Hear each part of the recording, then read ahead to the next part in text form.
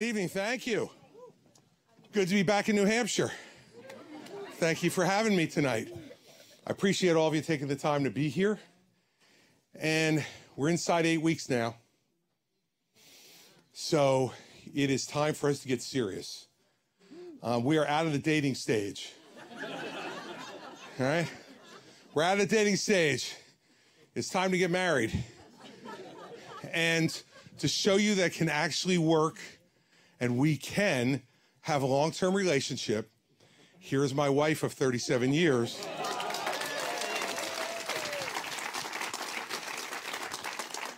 I guarantee you I'll be a lot easier on all of you than I've been on her. I can guarantee you. When we came up last time, Mary Pat was not with me. She was getting ready for us to host 25 people at our house on Thanksgiving. I was up here last Tuesday night, and I tell her all the time that when I come into a room like this and she's not with me, I see like visible faces of disappointment. And she thinks I'm just telling her that, but it's true. And I'm glad she's here with me tonight, and you're going to be seeing us both a lot over the next 8 weeks. So, if it's game time, if it's the fourth quarter in this fight for the Republican primary here in New Hampshire, then we can't mince any words. Now, I've never been known for that anyway, but I'm going to tell you flat out that as the campaign gets more pressurized, as the attention gets greater, you start to see who people really are. And that's what makes this primary so great, is that you get to be at this distance from any of us that you want, and you don't need some kind of objective test. You all will use what you got, what you've learned over all your years, to make an evaluation of whether someone's genuine or they're not. And so I want to talk first tonight about an issue that's really emotional, really difficult and important in our country, but where you have a right to know where everybody really stands. And that issue is abortion. And look, it is a difficult, personal issue for anybody who has to confront some of those moments. I will tell you, from me personally, I look at this issue in the context of my own family. My mom and dad and brother and I had the extraordinary opportunity when I was 11 and he was 9 to adopt our sister. And we adopted her. She was 2 years old, and she was the product of a single teenage mother who had been in foster care for 2 years. She was born in 1971, when abortion was illegal in the state of New Jersey. If it had been 2 years later, I'm convinced that this sister of mine, who I've loved her whole life and who now has 5 beautiful children, would have never been here. So when I talk about this issue, it's personal to me because I've experienced the joy of what adoption can bring. And, everyone, though, has to make their own judgments on this. And for 50 years, the Supreme Court took that away from each state, said all decisions are going to be made here in Washington, D.C. by a group of, at that time, 9 men on the Supreme Court. And now the Supreme Court has changed course and said every state can make their own decision. Then people of those states can decide what they want the law to be in their state. It's a moment of real freedom for people, and it empowers people. And I want you all to make those decisions. And if you watch what's going on in Washington, that House of Representatives who took 3 weeks to pick a speaker, the United States Senate, who has 400 military promotions being held up because of politics, affecting our military, and those men and women who deserve those promotions, earn them, and are not getting them because of politics. Do you want to put the issue of human life in their hands? I don't. And this is a big difference between me and Governor Haley. I didn't think it was a difference between the two of us because I've listened to her here and on the debate stage. And she has said she doesn't want this issue to divide our country. She wants everybody to come together. She doesn't want to have division created by Washington, D.C. But then last week I saw her in Iowa. And in Iowa, she was sitting at a conservative forum across from a guy who helps to organize the evangelical community in Iowa. And she was asked this: Governor DeSantis here is for a 6-week ban on abortion, and Vivek, who was sitting there as well, is for a 6-week ban. Are you? Would you sign a 6-week ban? And she said she would. Now listen, everybody. I don't care what her position is, even if I disagree with it. But there can't be one position in Iowa and one position in New Hampshire. You cannot be a truth teller and say one version of the truth in Iowa when you're in front of a very conservative group, and then when you're here in New Hampshire with a libertarian audience, a live free or die audience, give a different answer that you think they'll like. Because the problem with that is that we don't know what she really believes. And I think we've gone through enough presidents with Barack Obama and Donald Trump and now Joe Biden, who campaigned telling us one thing and then did something different when they got there. Barack Obama, you remember, told us, if you like your doctor, you can keep him. If you like your health care plan, you can keep it. Didn't turn out to be true. Donald Trump, I would use the rest of the town hall to go through all of the lies that he's told us, but let's just pick one, because this was his most famous one from the 2016 campaign.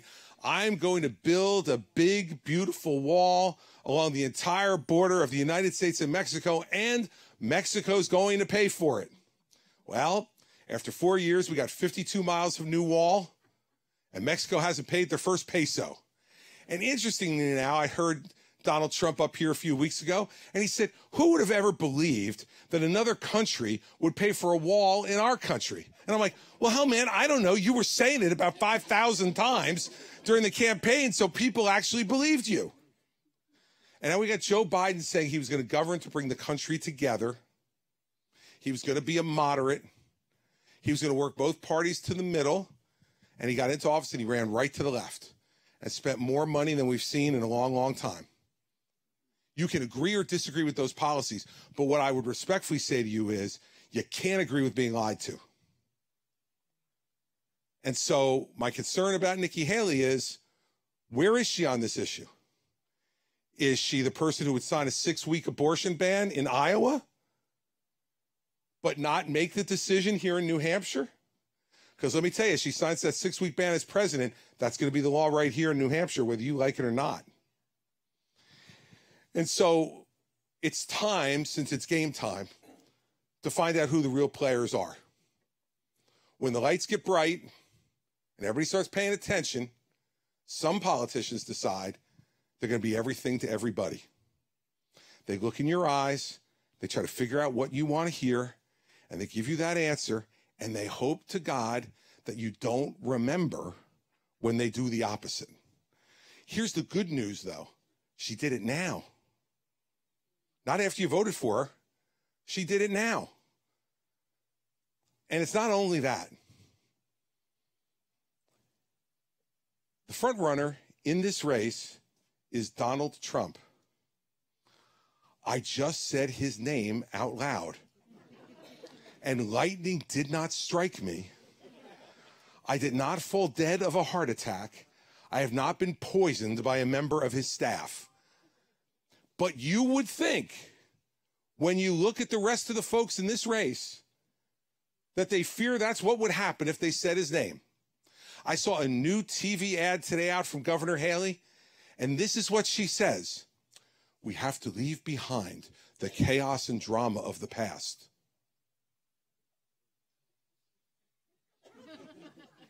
What? What's that mean exactly, Governor? Why not say it? He's not Voldemort from the Harry Potter books. He's not he who shall not be named. No, this is trying to have it both ways. She doesn't want to offend people who have supported Donald Trump. So she says things like in South Carolina 3 days ago, he was the right president at the right time, but for some reason, drama and chaos follow him wherever he goes, as if he is an innocent victim. You want to know why chaos and drama follows him wherever he goes? Because he can't shut his mouth for 3 seconds. He can't tell the truth. He can't stick by any position for longer than 15 or 20 minutes. He sends out social media posts at 2 a.m. on Thanksgiving morning, being thankful for all the people he hates.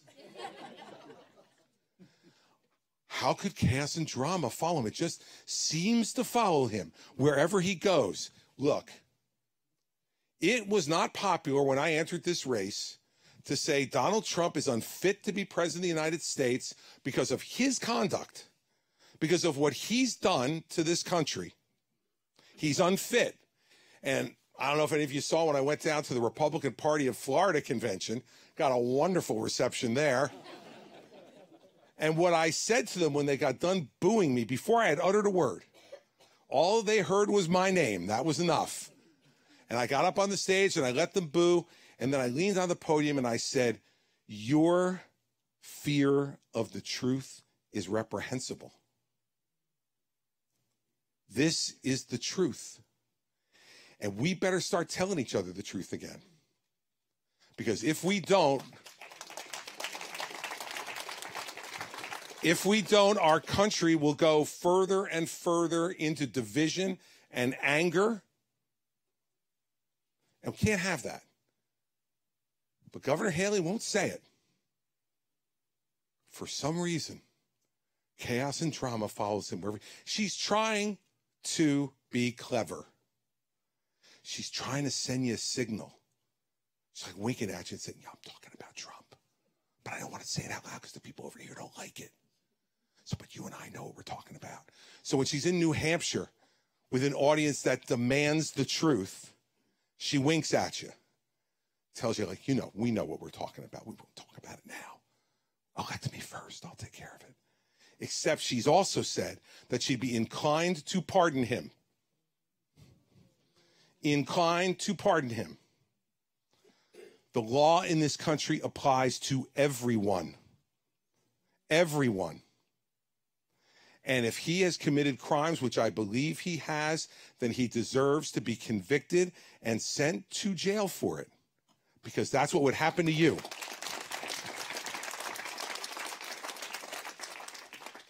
But she won't say it. So look, there are all kinds of people up here now who know this is down to a 3-person race in New Hampshire. This is Donald Trump, me, and Nikki Haley.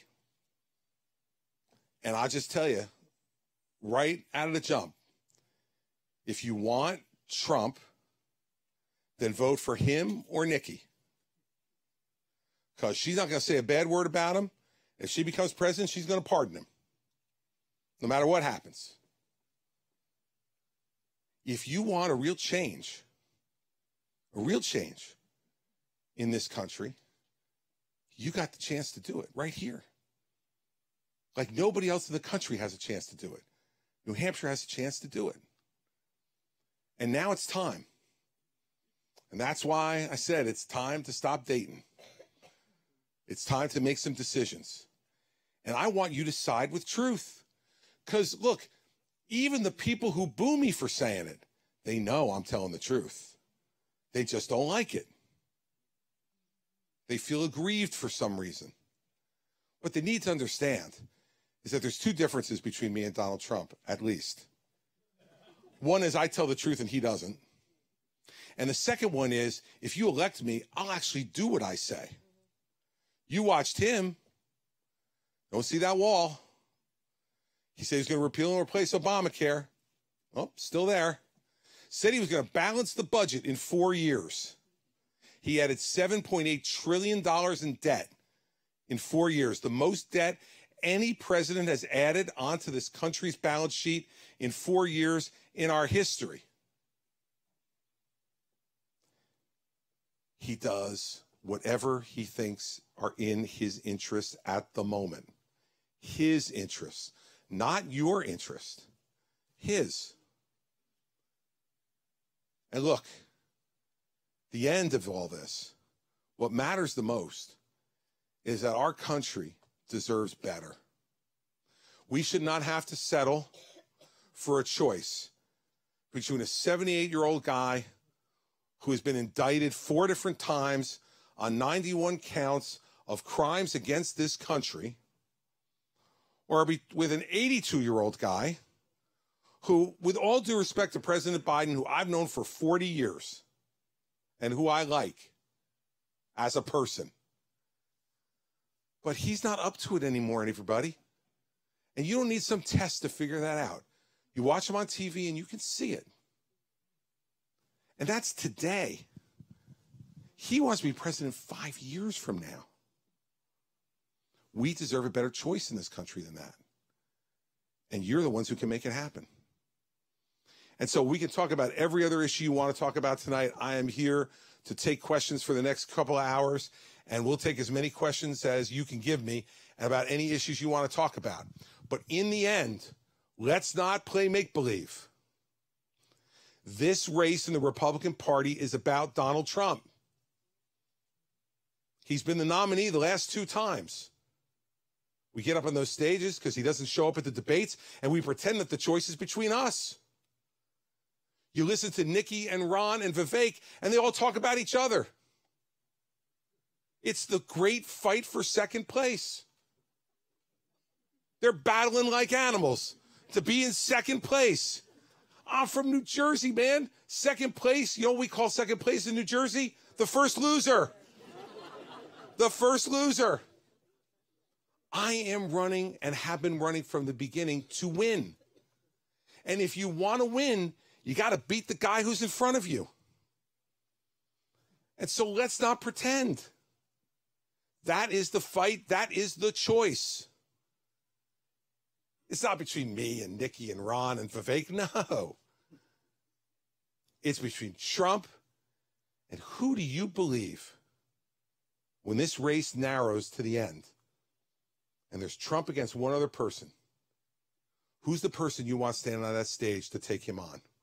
Who's the person you think is tough enough and strong enough and smart enough and experienced enough to look him in the eye and call him on every bit of his bull?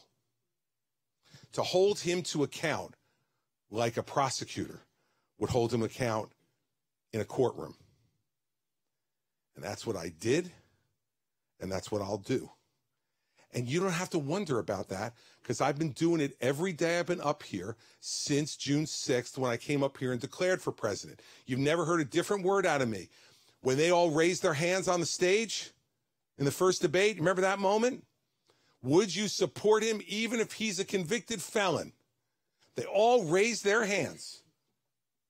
Not me. And you remember that night in Milwaukee, I got booed like crazy by 8,000 people for not raising my hand. And when they got done booing, I looked right into the camera and said, he is unfit to be president and we deserve better. You're not going to have to wonder if I'm going to pardon him, because I'm not.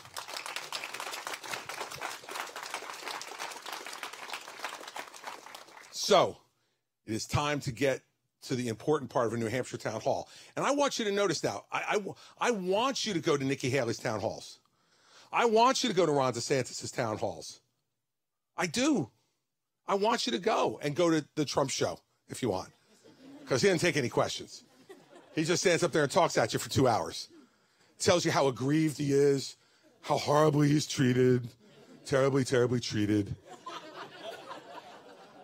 Everyone's so mean to me, and I'm going to get all of them back when I become president again, right?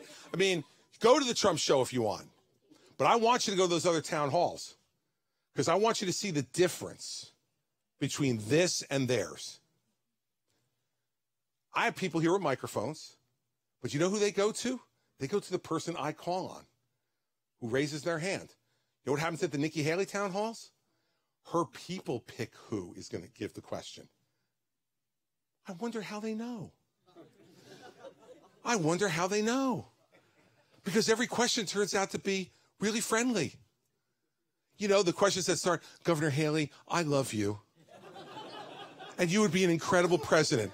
Can you please explain to me why you're so incredible? How lucky to have just been able to pick that question out of a crowd of 200 people. I want you to go and watch. It's time now. There's no phoniness here. You may not like everything I say. In fact, I'm pretty sure you won't. But you will never have to wonder whether I believe it. And you won't go to Nashua next week or Merrimack or Manchester to another town hall and hear something different. You'll hear the same answers to these questions because it's what I believe. And you know what happens when you're president? It's okay, you can mute it. You know what happens when you're president? They don't get to pick out the questions for you. You know, nobody told Joe Biden on October 6th that on October 7th, Hamas was going to attack Israel. It happens. And you got to be ready. And you got to know what you believe and who you are and what this country stands for and how you can make this country stronger and better and freer and what role we play around the world. And they won't be on index cards. And they won't have a staff member going out and saying, oh, no, your crisis today is not, we're not prepared for that one. She's prepared to answer her crisis, not your crisis. It's not the way it works when you're president. It's game time, everybody. It's game time. So the real game starts when you start raising your hands. So let's start. I don't want to start with the red vest tonight. I often do that. I don't want to do that. I want to start with the young guy all the way in the back. Hi, Governor. Very nice to meet you. My name is Evan. I'm 24. I'm from Massachusetts. Okay, Evan, give the microphone back. If you can. Evan, for God's sake, I need people who can vote here, Evan. I will. I'm planning to vote for you on Super Tuesday. But okay, all right. 2 hours All right, I'll give you a break, Evan. Go ahead. I'm really motivated about politics. I'm interested. I can't get my friends to vote because they don't care. They think that their vote doesn't matter. My question is to you about the national debt. It's around $33 trillion, I believe. Mm-hmm. My question is for you, is it a priority for you as president to lower the debt? If not, why? If so, how would you lower the debt as president? It is a priority, and I'm glad that you're thinking about it. And I'm glad that you're involved enough to show up here. And you should drag some of your friends with you when you have the chance. Because once they hear some of this stuff, they're going to know this is about their future more than it's about mine. That debt is not about my future. I'm 61 years old. Any luck, I'll be around for another 20 years or maybe more. But the debt's not going to be a huge crisis for me, but it will be for you if we don't do something. So it is a priority for me. Here's how I do it. I do it the exact same way I did it in New Jersey when I inherited an $11 billion deficit on a $29 billion budget. And what I did was I went to something that I would do as the president too in the federal government. I go to zero-based budgeting. And what that means is every department has to come in, and they don't start at where they were last year. They start at zero. And they have to justify to me and my team every program they have. What happened when we did that in New Jersey was in my first year, we eliminated 832 programs. And we did it not because I thought every one of those programs were not worthy. There were plenty that weren't. But there's some that I eliminated that were. But we had a huge deficit. And in the state, you don't have an opportunity to run a deficit, so you got to balance it. I think we have to take the same attitude and approach in the federal government. And I would take that same approach. Now, I was able to fix that problem in the first year and then keep it going thereafter. I won't fix this problem in the first year, and I won't fix it in the first 4 in terms of the deficit, not even the debt, but not adding any more to the deficit. That's going to take 8 years. And anybody who tells you any differently is lying to you. We have a $2 trillion deficit this year. I'm not going to be able to fix that in a couple of years. Just not. It's going to take continued effort for every year for 8 years. But I believe after 8 years, we can bring the budget into balance. And at the same time, that will help to lower interest rates because we'll stop printing so much money and borrowing so much. And that will make the economy grow because people will be able to borrow money at reasonable rates, invest in their businesses, create jobs, and do all the other things they do when interest rates are reasonable, not like they are right now. And when we do that, people pay more in taxes, and that helps us with reducing the debt and the deficit as well. But it's going to be an 8-year project because we have had presidents really since Barack Obama who have just blown this budget out. And both parties, Republicans controlled everything in 2017 and 2018. And we had huge deficits because even Paul Ryan and Mitch McConnell with Donald Trump, they all just kept spending and spending and spending.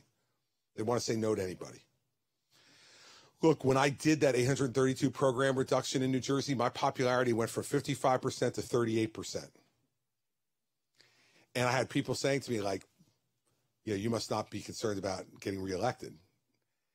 And I wasn't. It's not that I didn't want to be reelected. It was that I knew this is what I had to do. I wasn't going to raise taxes on the people in New Jersey who are already some of the highest taxed people in the country. So I had to do this. I had to make a decision and put up with the consequences. But let me tell you, by 3 years later, I got reelected with 61% of the vote. Because people looked and said, wow, he actually did what he said. He said he wasn't going to raise taxes, and he didn't. And I don't like every decision he made to not raise my taxes, but you know what? I like that he didn't raise my taxes. I like that he kept his word. And they voted for me even if they disagreed with some of those 832 decisions. I'm going to act the same way as president, the very same way. And it's because if you're president of the United States, you're president of everybody, including you. And at 24 years old, you should have hope that this country can be great for you the same way it was great for me when I was 24. And if we don't deal with this problem, it won't be. And I can't live with that. So that's what we'll do. Yes, ma'am. Sure, but they'll give you a microphone so people can hear you. No problem. Thank you.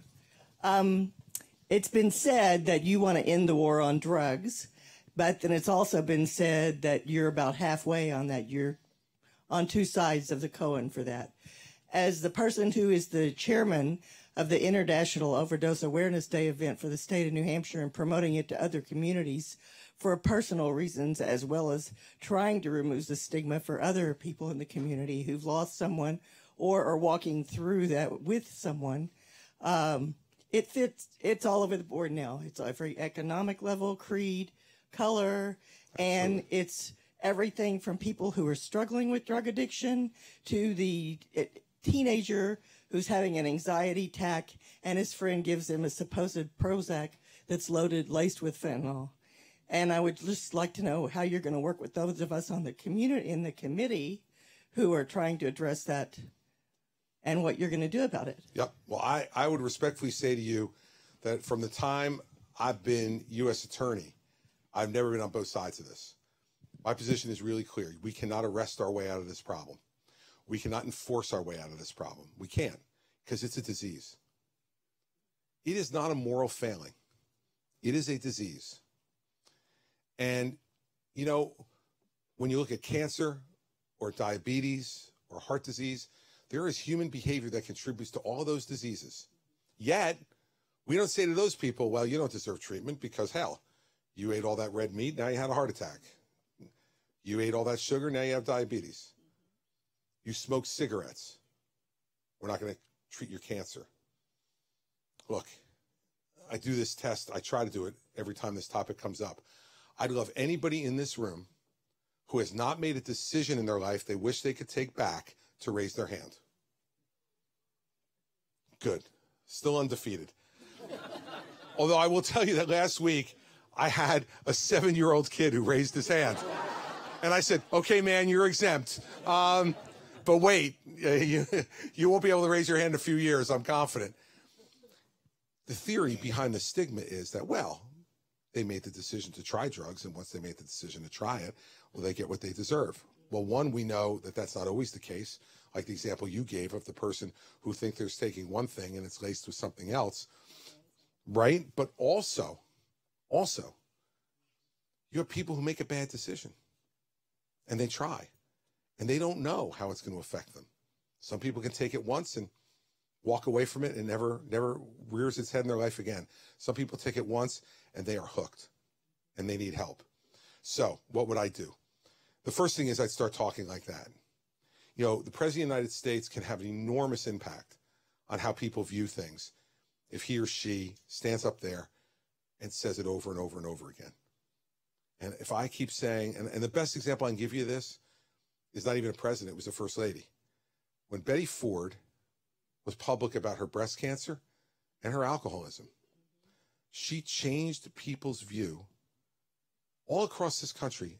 Women started talking about the issue of breast cancer after Betty Ford gave them permission to do it, that there was nothing to be ashamed of, nothing to be scared of, nothing to be embarrassed by. So we've seen it happen before in this country, and that's what I'll do. Because if you believe in life, it's not just the 9 months in the womb. It gets really complicated when they come out, right? Really complicated. And you have to be for the beauty and the treasure of that life of the 16-year-old girl who is laying drug addicted on the floor of the county lockup, or of the 50-year-old lawyer who gets hooked on Percocet because he's got a bad back and he's throwing his life away because of it, or the 65-year-old woman who starts taking painkillers because of physical ailments and gets hooked. They all are a precious gift from God, and we have to treat them that way.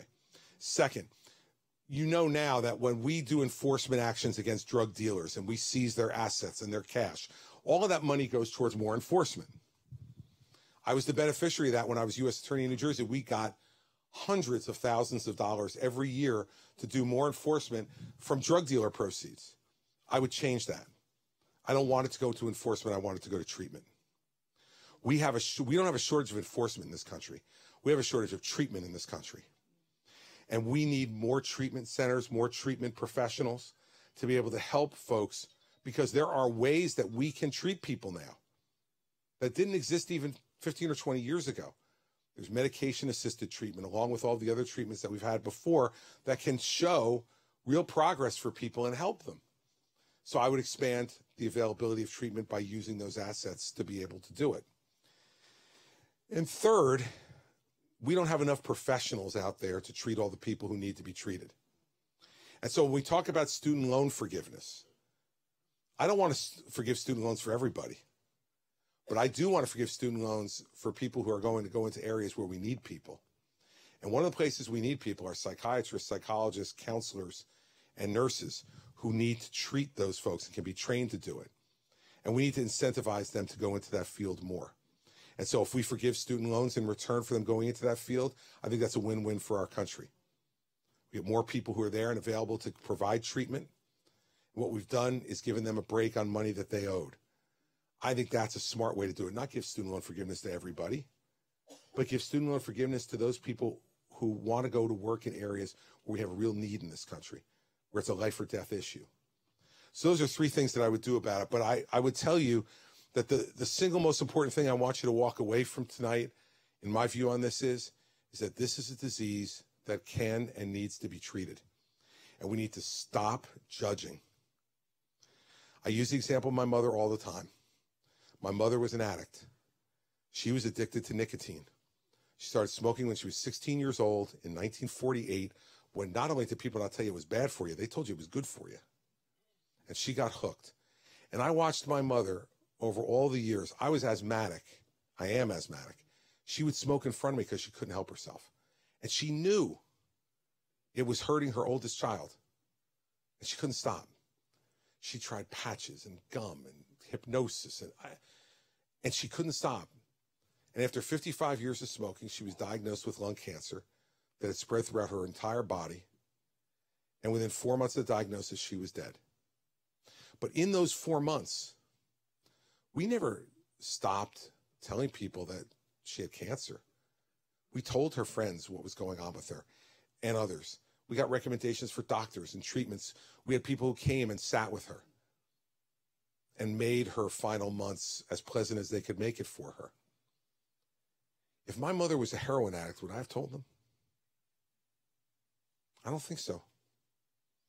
And the problem is that stigma not only stops us from talking about it, it stops the person in pain from asking for help. And until they ask for help, we can't help them. And we need to give them permission to ask for help. You want to be pro-life? That's great. Let's be pro-life the whole life, not just the 9 months in the womb. And the drug problem in this state and in this country is the greatest threat to life we have in America right now. It's the leading killer of 18 to 34-year-old men. Last year, 14 people of every 100,000 in this country committed suicide. It's the highest suicide rate since 1941 in this country. We got a problem and we need to deal with it. And so that's the way I would talk about it. That's what I would do about it. And that's the kind of president I would be about it. And let there be no doubt about that, because that's the way I've always felt and the way I will always feel about it, because I believe that every life is precious, no matter what condition you find it in, and that when we have the ability to help, that we should not only help, but encourage those who need the help to ask without judgment. So that's the way I feel about that one. Thank you. Yes, sir. Yes, sir, you. I'd like to know what you would do about the AR-15. Yeah, look, I will tell you this. If you look at, let's take a look at what happened in Maine recently, right? 3%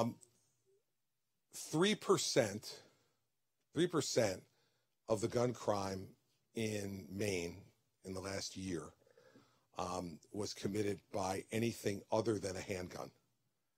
97% of it was done with a handgun. If I thought that I could eliminate thousands of deaths a year by getting rid of any class of weapon, I'd consider it. I just don't believe that's what's going to happen. And when you have a country that has 330 million people and 350 million guns in circulation, if you ended the sale of those guns tomorrow, you would still have 350 million guns in circulation. And so I don't believe eliminating any one class of weapon does that. I think it goes back to a little bit of what we were talking about, or at least I touched on in this answer, which is when you look at what happened in Maine, there were red flags waving all over the place about that guy. His employer told folks it was a problem. His family went to law enforcement and said it was a problem. Law enforcement failed on that one, and people are dead because of it. I don't think it's a lack of laws in this country. I think it's a lack of mental health treatment and a lack of aggressive enforcement by law enforcement, who doesn't know exactly what to do with someone who has a mental health problem and is speaking violently. So I would make it easier for people to be involuntarily committed if they show signs of mental health problem and are speaking violently. And I did that in New Jersey when I was governor, and it was somewhat controversial. But you need to get those people off the street and into some treatment before they commit a violent act. And in my dealings as a prosecutor with criminals, every time in New Jersey we have what's characterized at least as the second toughest gun laws in the country. But it didn't reduce in any significant way the number of gun crimes I was prosecuting as a federal prosecutor, because they don't follow the gun laws. They're crooks, and they don't follow the gun laws. And so if I thought, let's ban all guns, despite the fact that we have a Second Amendment that says you can't do it, or if I said, let's just ban one class of guns, I simply don't think that doing that, I think that's going to be like giving candy.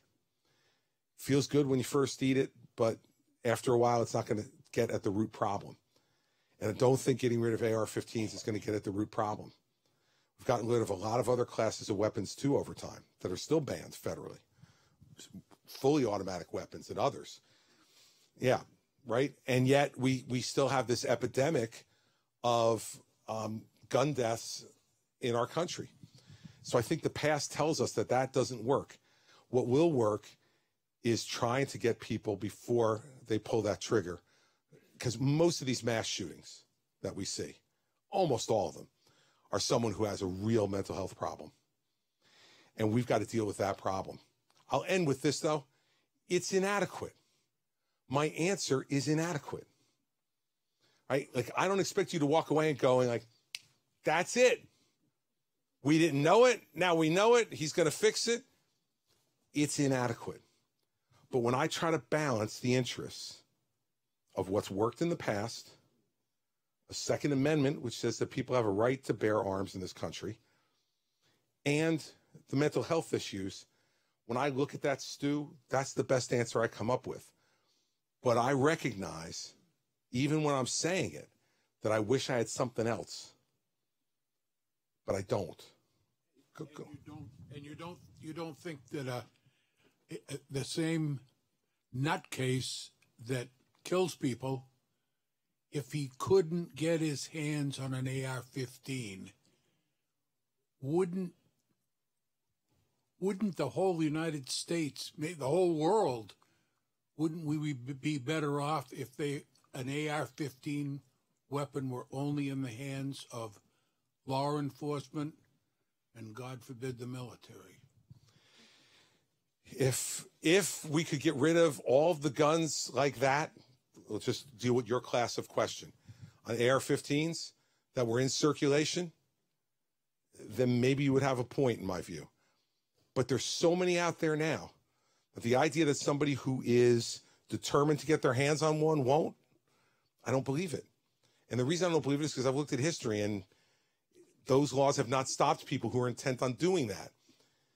But I absolutely believe I'm right about that. But I also know that for a family who's had someone who's been a victim of that crime, it's not a good enough answer for them. I know that. But I also know that getting rid of the Second Amendment is not something I'm willing to do. And just giving you a law that would make everybody feel better. I'll give you one example of this from New Jersey. They passed a law to get rid of a 50 caliber rifle. Now, 50 caliber rifle is like as big as half a conference table. Like, it's not something somebody's going to be carrying around and using in a mass shooting. It's a target shooting gun. I vetoed it. They said, Christie opposes the elimination of gun violence. And so my response at the press conference was, no, I really don't. I just oppose stupid laws that make people feel safer but don't make them safer. And I'm not going to put my name on that. And so I think this is a really hard issue, really, really hard. In fact, I think one of the hardest issues for this country to grapple with, to balance our civil liberties as they're laid out in the Constitution, our history and what we know is true about gun laws, and the death that we see in front of us. That's the best answer I've got for it. If you get an answer from somebody else that you think is better, leave your number with your folks. We'll get in touch with you, and I'm happy to adopt a better idea. But that's where I'm at on this one. But thank you for asking. All right. Yes, sir. You're standing up? Yep, sure. Nope, not you with the hat. You with the hoodie. But I'll get to you with the hat after that, all right? My question is, how are you going to beat Donald Trump? Because that's what it comes down to. Yeah. At the end of the line, beating Donald Trump. And I voted for Donald Trump both times. How are you going to win over someone like me by attacking him?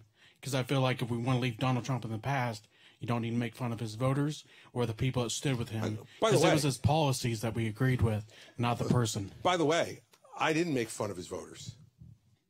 You didn't hear me once make fun of his voters tonight. Not once. Well, it was more of like the clown show. That's what I didn't really like. Well, that's what he is. He's a clown. Okay? And that says nothing about you, because guess what? I voted for him twice, too. I voted for him twice.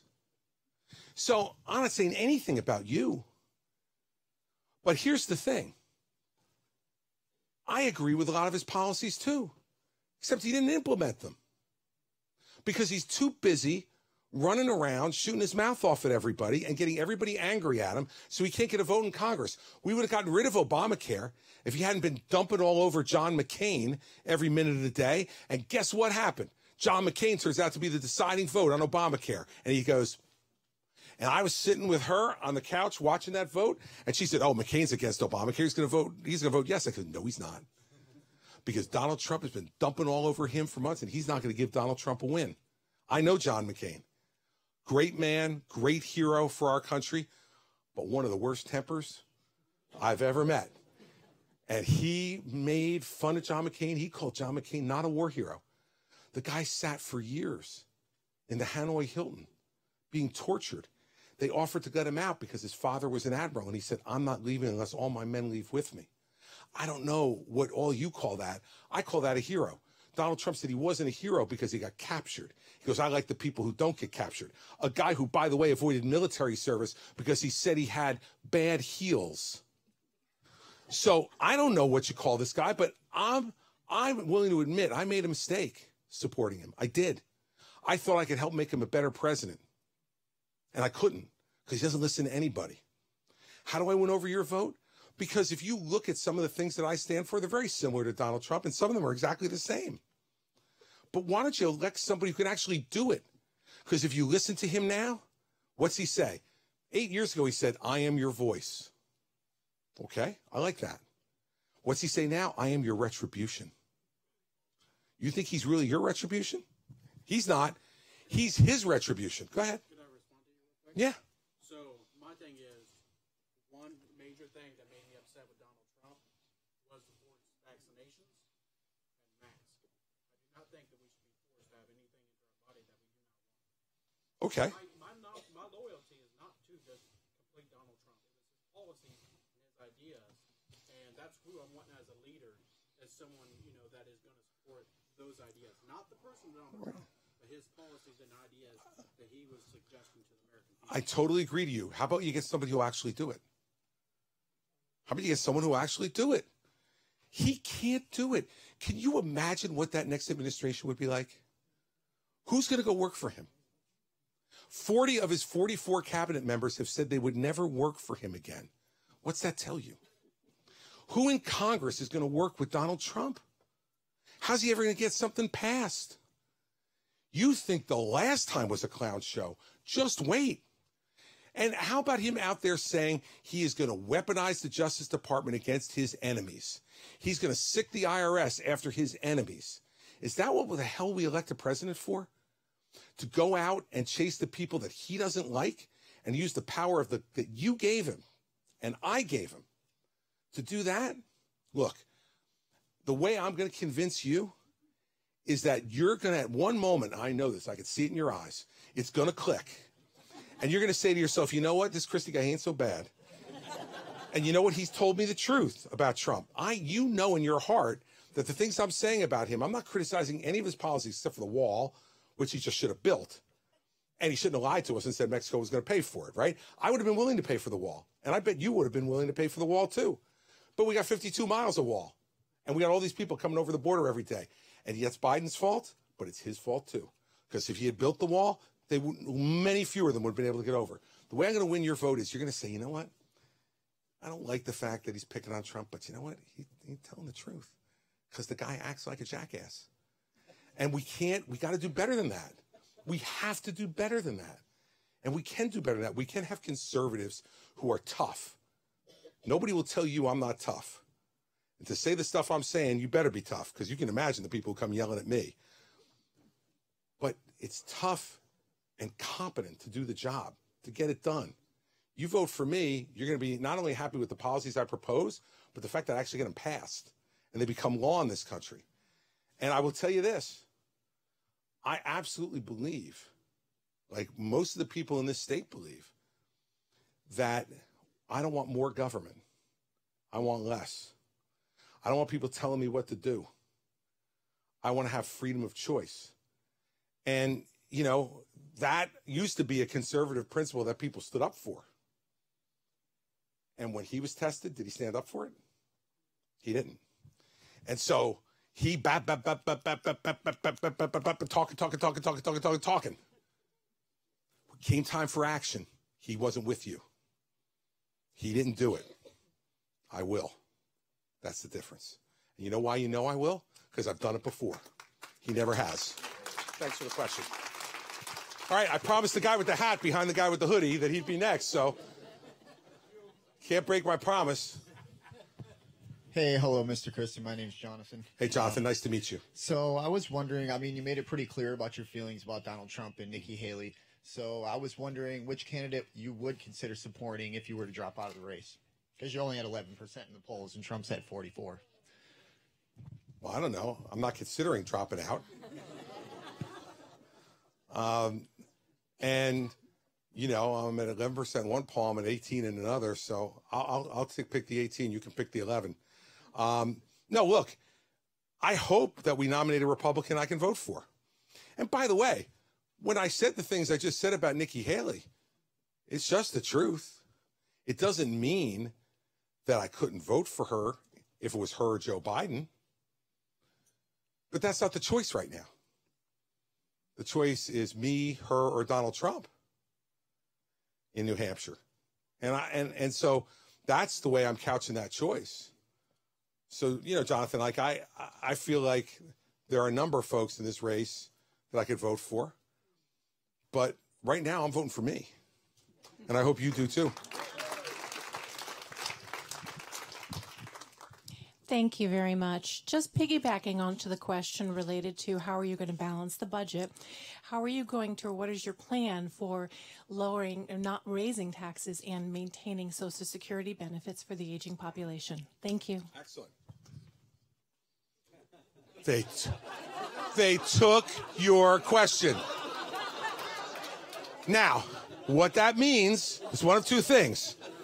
Either she is a secret agent for the red vest people, or you got to give her a red vest. All right? She just earned the red vest.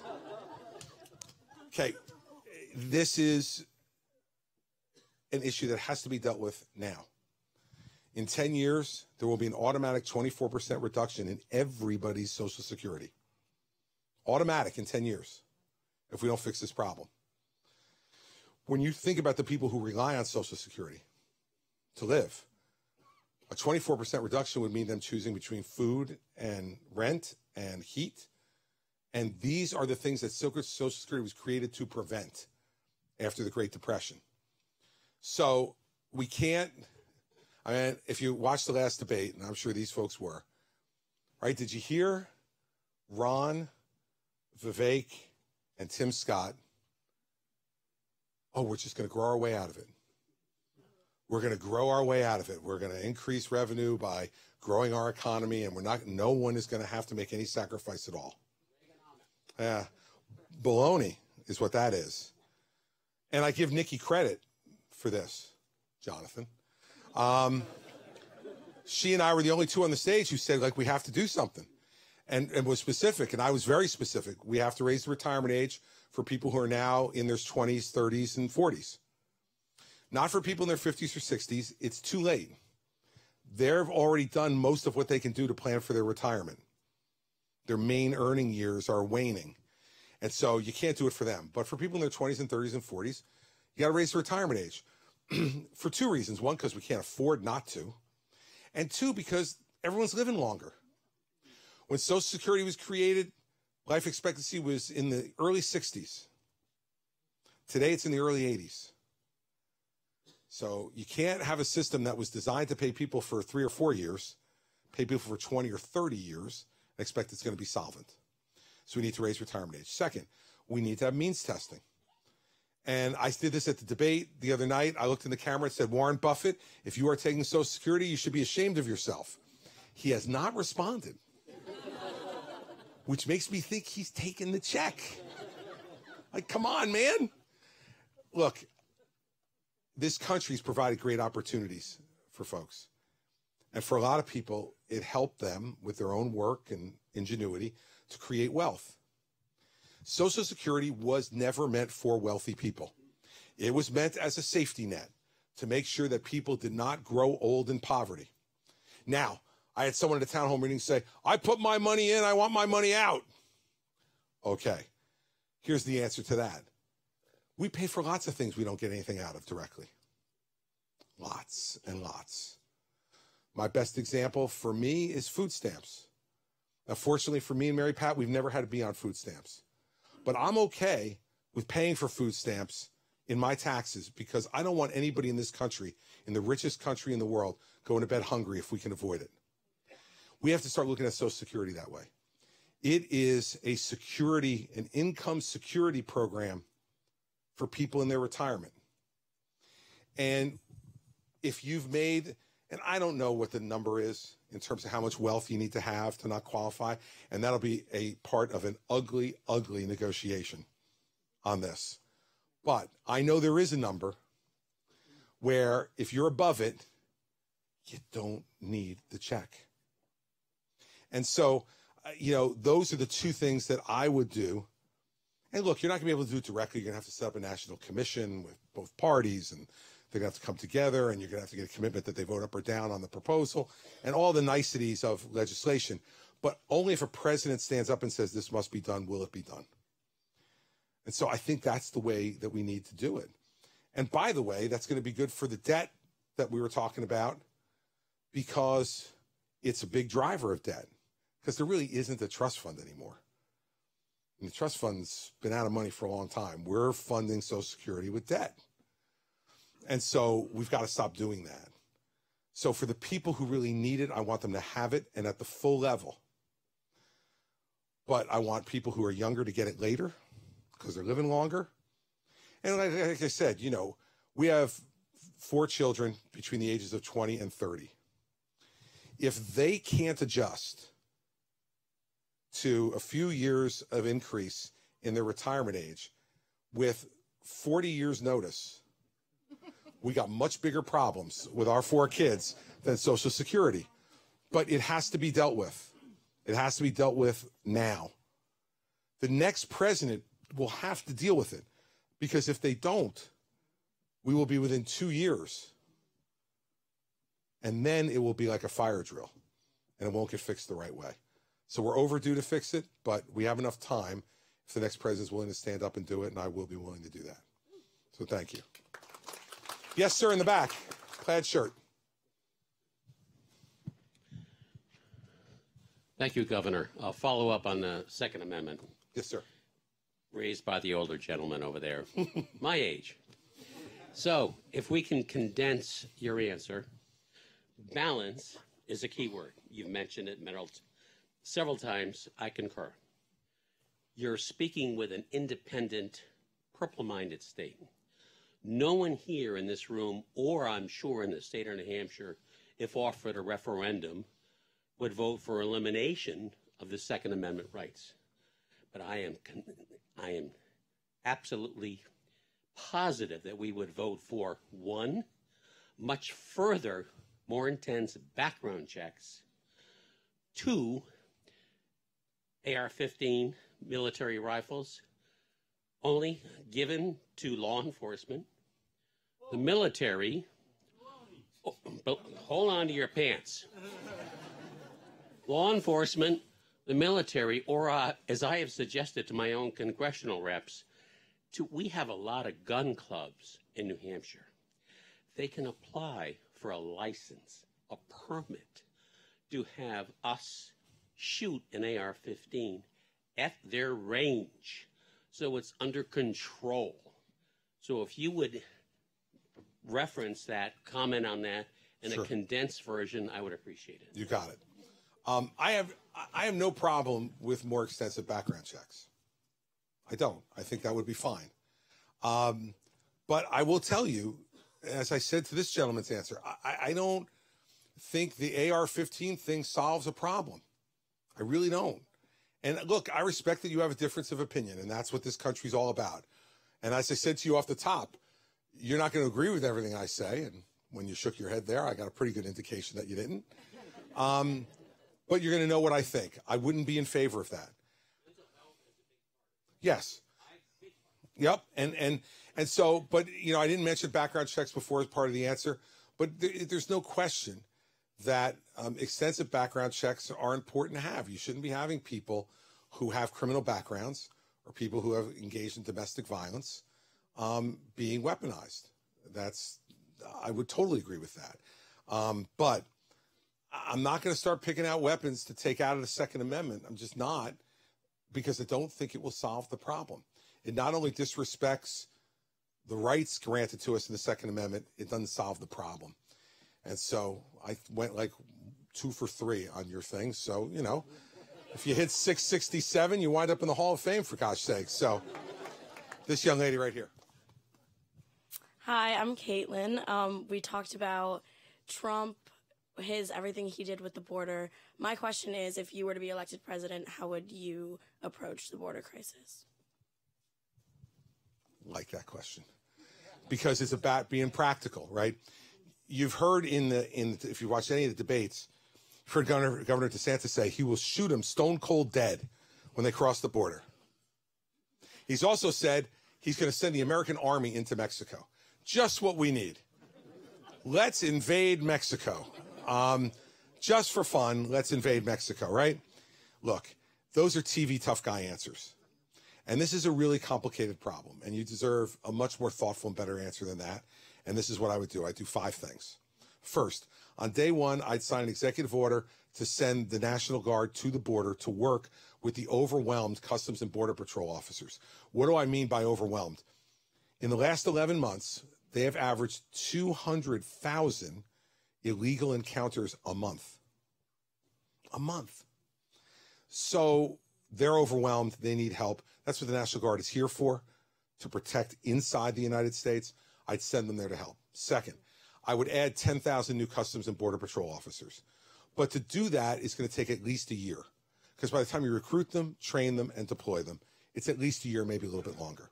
So you keep the National Guard there until they're ready, but when they're ready, you start to take National Guard out and replace them with trained Customs and Border Patrol officers. 3, 200,000 illegal encounters a month. You know how many detention beds we have at the border? 38,000. 200,000 encounters a month, 38,000 beds. I went to law school because I wasn't good at math or science, but even I could figure that out. Not good math. I doubled the number of beds. We need 80,000 beds at the border to deal with the people who come over and have to wait to get a hearing. That's point 4. Right now, if you come in here claiming political asylum, you have to wait 4 years for a hearing. You know what we do? Can't keep them for 4 years. We release them into the country, and we say, by the way, come back here to El Paso for your hearing in 4 years. Absolutely. They'll all be back for their hearing, which may result in them being kicked out of the country.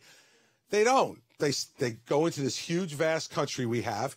They get a job, and they hide. We have to triple the number of immigration judges.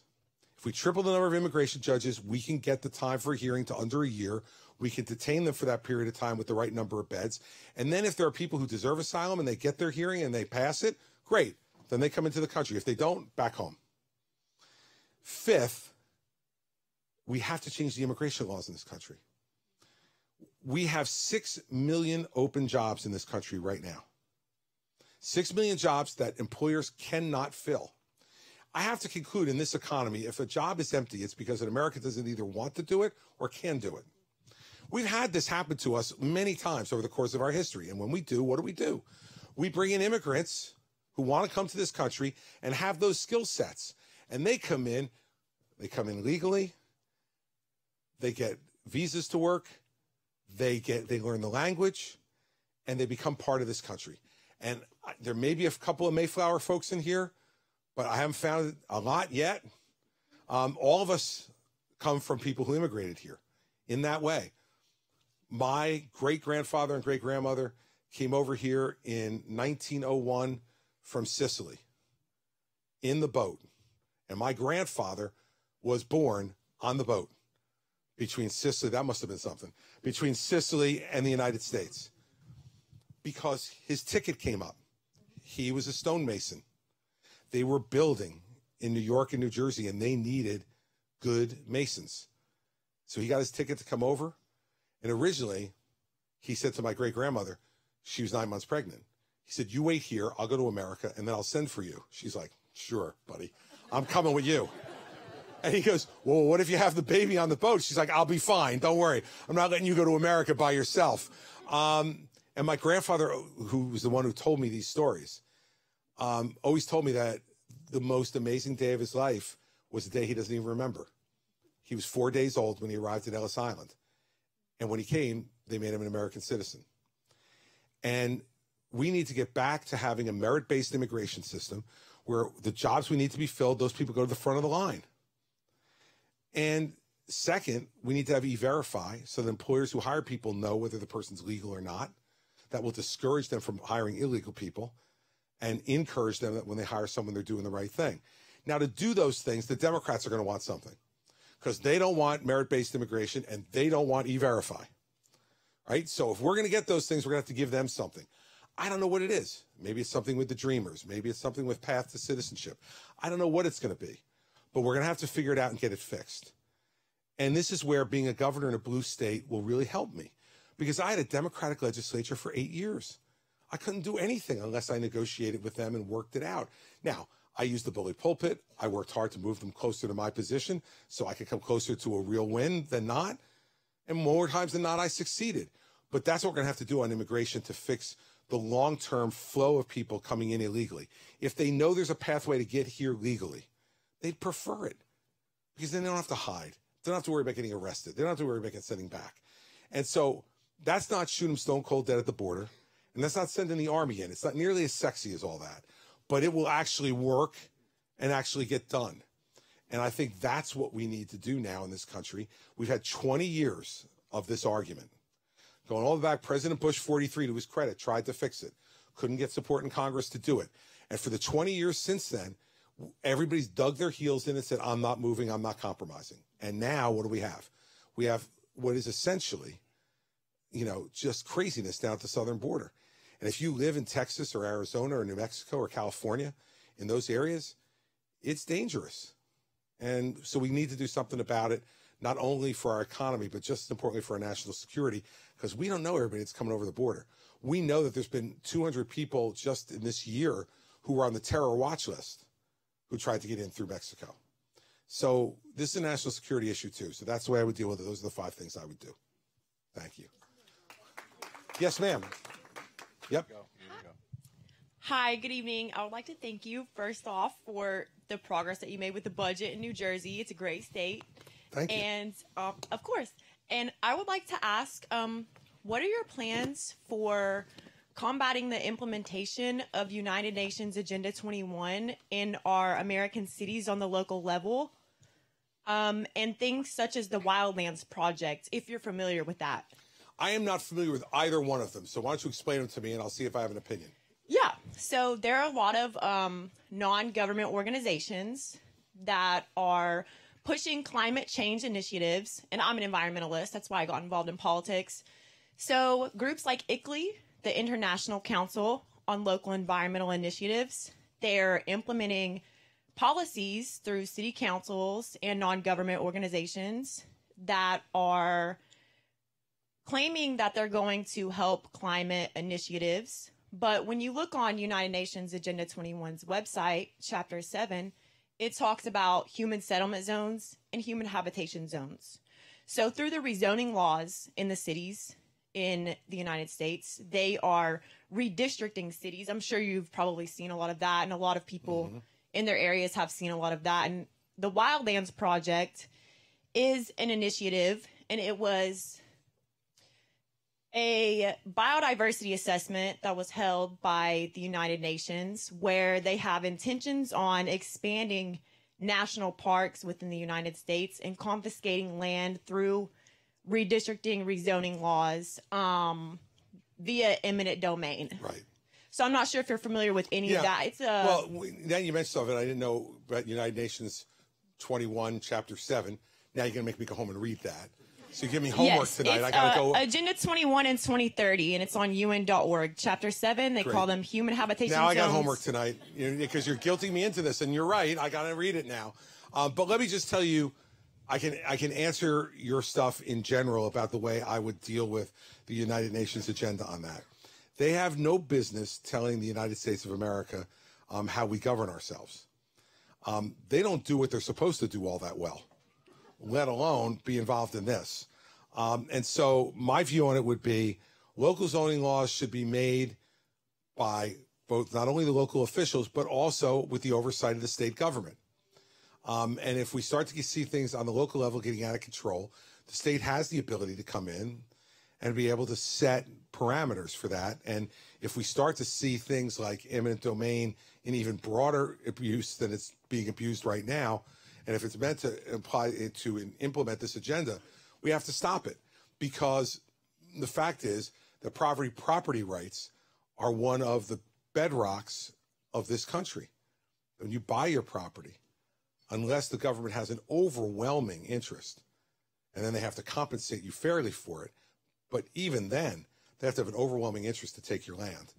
And we should not have that changing at all, and certainly shouldn't be the United Nations telling us what to do, given that we're the biggest funder of the United Nations, and they're not doing the job that we asked them to do in the first place anyway. So thank you for giving my homework assignment for tonight. Come to the next town hall next week, and I will have read it, and then we can have even a deeper discussion about it. Yes. Here you go. Thank you.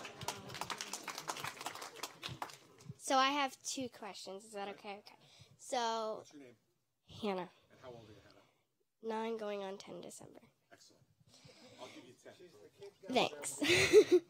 Thanks. Governor Christie, I was wondering if you could give me at least 3 reasons why you should be elected over anybody else in the race. And my other question is, as you already said you were going to build up the border in your first day, but is there anything else you would do on the first day? All right. So let's start with the first day agenda, and then I'll get to the 3 reasons, okay? The border would be a priority on the first day. Freezing all regulations that are in process by the Biden administration on the first day, because I don't want any of those to go into effect until we've had an opportunity to look at them and see if they're really necessary, and if they're not, then we'll get rid of them. That'll probably give me plenty to do in the first day.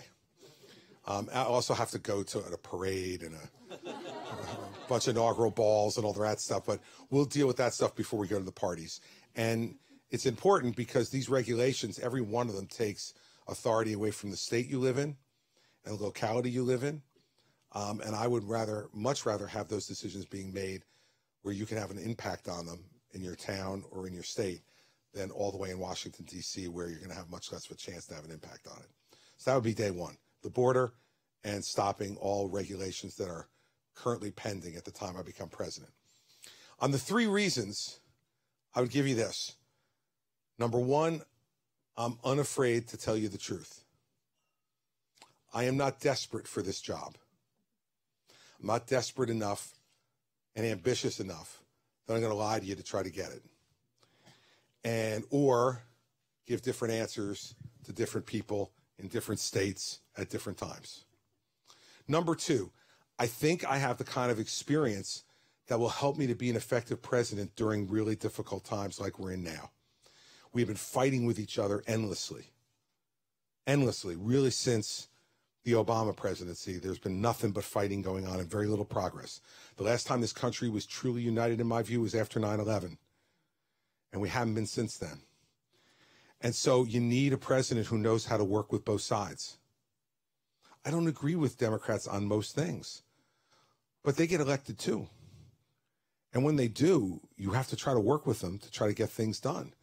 And that's what I did for 8 years as governor of New Jersey. There were 10 more Democrat senators in the Senate than Republicans. There were 16 more Democrat House members than Republicans. It wasn't close, in other words. And so I had to feel every day I had to work to try to get Democratic votes to get things done. And I think we need to do that in our country to both increase the amount of good we can do, but also, secondly, to decrease the amount of anger and bitterness we have at each other. And the third reason is that I know in my heart that America is the indispensable nation in this world. That if we want this world to have a chance at peace and stability for everybody, that America has to lead the world. And there are people in this race like Donald Trump and Ron DeSantis and Vivek who don't believe that. They say America first. Now, look, I guess there's probably nobody in here that is against America first. Like, I've never found anybody yet who goes, yeah, America third. I'd like to go like Belgium first, you know, Luxembourg second, America a nice, comfortable third, so we don't have too much pressure on us. Everybody wants America first. The difference between me and them is they think America first means America alone. I know that America can never really be first unless we're engaged with the rest of the world. And I understand that, and I'm not afraid of it. They're afraid that if they engage with the rest of the world, somehow we'll be diminished. I know that there are people dying every day wanting to come here to get the gift that you and I have been given. We've been given an incredible gift to be Americans. And I'm not afraid of that gift. I embrace it, and I want to pass it to other people all around the world. The same kind of freedom and liberty and opportunity that we have here. And the only way for that to happen is if America stands up for our friends around the world. And we're indispensable. And to the extent that we ever stop believing that, we won't be the biggest, strongest, richest, freest country in the world anymore. And I don't think some of the other people in this race believe that. So those are the three reasons that come to mind tonight. It's a really good question. I'm going to say you're 10, because tomorrow is December. And once you're in your birthday month, you're there. Now, you'll know that when you get as old as I am, you don't want the date to come, because it just means you're another day older. And when you get to be 61 instead of 10, you'll be thinking, birthdays are okay because I'm still here, but I'm still older. So I'm glad you're here. I'm glad that you spent the time tonight to come out and that you wanted to ask a question. And the most important thing for this country to be great is for you to keep coming and caring about it, because America can't work unless our citizens care enough about it to participate. So thank you for coming. I appreciate it. Yes, sir. Here, stay there. Remain seated. Thank you. Governor, first off, I know how much time, sweat, and energy you and your family have put in this campaign. Thank you. Several of the issues you have alluded to, gun violence, homeless, and so forth, have revolved around mental illness. And our mental illness system has been done away with at some time. What do we need to do to reinvigorate our mental health system, make it vigorous, widespread, effective? You just made my wife's night, by the way.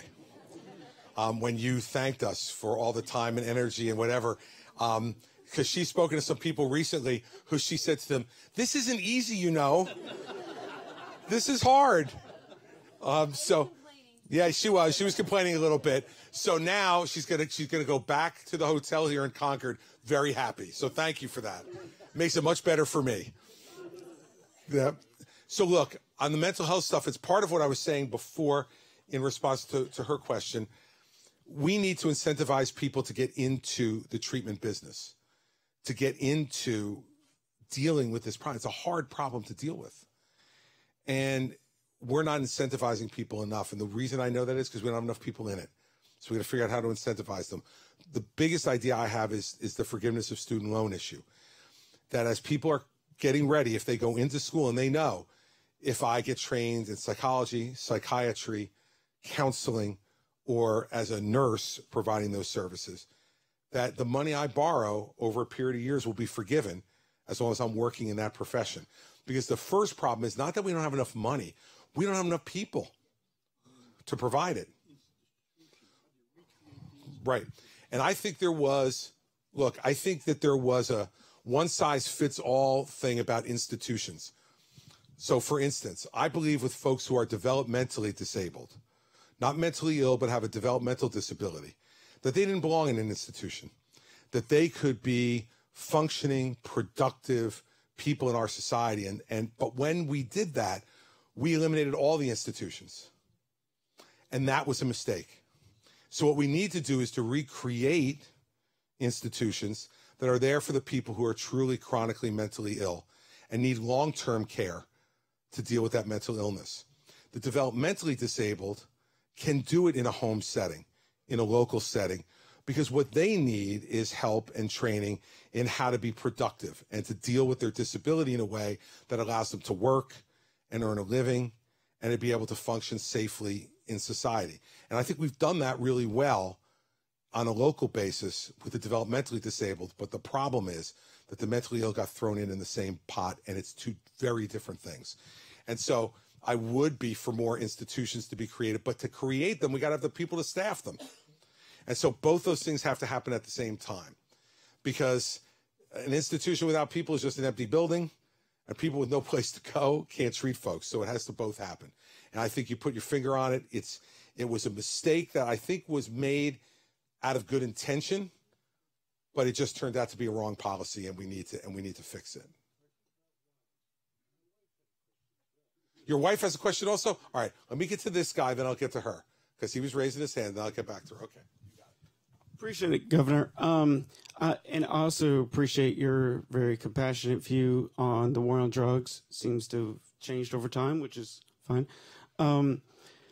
My question is, I drove all the way from Iowa, since you haven't held any events there, which is fine. By the way, I'm not going to. Sure, that's fine. Put all your chips in New Hampshire, that's fine. What are your plans in the coming weeks, and would you support a independent run from Jared Kushner? Come on. This guy, I don't know who this joker is, but I think he's been paid to be here. No, I would not support an independent run by Jared Kushner. For those of you who don't know the story that this guy is alluding to, Jared Kushner, is married to Ivanka Trump. But that's not the real issue. The real issue is I put Jared Kushner's father in jail when I was U.S. attorney.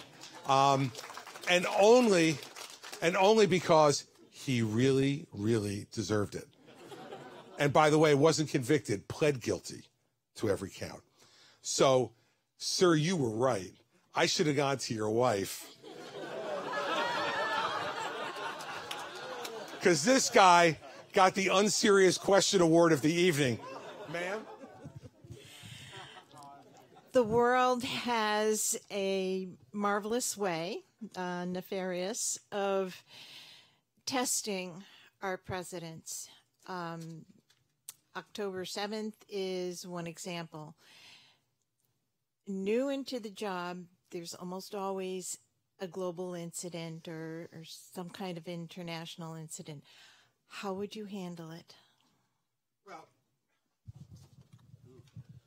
obviously it depends on what the incident is, right? But what I would say to you is that there has to be certain principles that you follow. And let's assume it's an international incident because that's what you were alluding to. America is safe and secure for the most part because of our friendships. Unlike Russia and China and North Korea, Iran, we don't have to buy our friends. Our friends want to be our friends because they admire our country. They admire our economic strength, our military strength, our strength of character, the freedoms that we have as Americans, the liberty that we enjoy. And so the first thing is when an international crisis comes up, the American president has to gather your friends. You have to talk to your allies around the world and make sure you understand their point of view on the situation. You can't go off and act in a rogue and independent manner and just assume they're going to be with you. You have to talk to them and listen. A good leader listens. And America as a leading country needs to listen. That's the first thing. Second, you have to gather the very best people around you to get advice. Now, some of those people will be actually working for you at the time, and some of those people may be out in other parts of the country. But I found when I was governor that if I called somebody and asked them to come see me because I needed help, they usually came. If I were president, they definitely come. So gather the best people you can, because what you need to remember is you don't have all the answers. You're the decider, but you don't have to be the originator of every idea and the decider at the same time. And so gather the best people you can around you to give you the very best advice you can. Third, remember what you stand for. Don't compromise the principles this country was founded on. So remember that when America takes an action, it's judged by the entire world. And so act in a way that's consistent with the principles that have undergirded this country since our founding. And fourth, and this I just learned from experience, take a breath before you decide. Take a breath. Go sleep on it, if possible. Take a moment to reflect. And for me, that reflection would include three things. One, just get away from all the noise and have some quiet so I can really think. Two would be to talk to my family, who know me best and remind me who I am, and that they want me to act consistent with that. And third would be to pray and to seek guidance from God to help make me stronger and smarter and better than I even thought I could be to try to make that decision. And that's what I would do. And I hope that would lead me to make the right decisions. I'm sure sometimes I'll make the wrong ones because we're not perfect. But I think all the things I just talked about set up guardrails for you to avoid the really catastrophic mistake. And that's the way I would deal with it. And I think, I remember thinking in 2001 when 9/11 happened that I was so relieved that George W. Bush was the president, because I knew him, and I knew that in the end he would do what he thought was right for the country and would be unafraid to do what he needed to do. Doesn't mean that every decision he made was right, but I knew it would be motivated by the right things. So the one overlay in all this is character. Character matters, because there's, I remember when Hurricane Sandy happened in my state, and we lost 364,000 homes in 24 hours and a variety of other horrible things. And I remember coming home the first night and Mary Pat saying to me, "How did it go?" And I said, "This was not in the governor's guidebook." The way you know that it's a real crisis, by the way, is when everybody around the table, all those really smart people, tell you everything they think. And then when they're done, they just stare at you. That's what happened in Sandy. They told me about all the problems. No wastewater treatment or water treatment plants operational. The nuclear plant at risk. Every major highway blocked. 61 operating gas stations in the entire state. Every school closed. 2/3 of the state without power of any kind. And then they all kept quiet. And they looked at me. I was like, "Oh, damn, man, I'm governor." Like I got to make this call. Like, they're all looking at you saying, "Okay." And it's only then, the only thing you can call on after all that is your character. What's in here to say, like, I know what the right thing to do is. Let's start. And I think no matter what the crisis is, that's what a good leader does, and that's what I would try to do. Thanks for the question. That was great. Sure. Thanks. Howdy. In recent years, there has been a clear increase of proposed and implemented anti-LGBTQ legislation, as well as just generalized homophobia in our politics. How do you intend to protect the autonomy of state governments while also protecting the lives of LGBTQ people who may be experiencing persecution from their own government? Well, look, part of it is educating people. Part of it is that, people are afraid of the things they don't understand. And so you need to appreciate, if you're in the LGBTQ community, that there's a lot of people in this country who just don't get it. They don't understand. It's foreign to their experience. It's foreign to the way they were raised. And so you can't automatically assume that somebody who's not acting tolerant is doing so out of malice. Sometimes they're doing it because they just don't understand. So I think education is a really important part of this. And by that, I mean that leaders need to be talking about tolerance for those things which we do not understand, and judging people based upon how they conduct themselves, not based upon who they love or how they do it.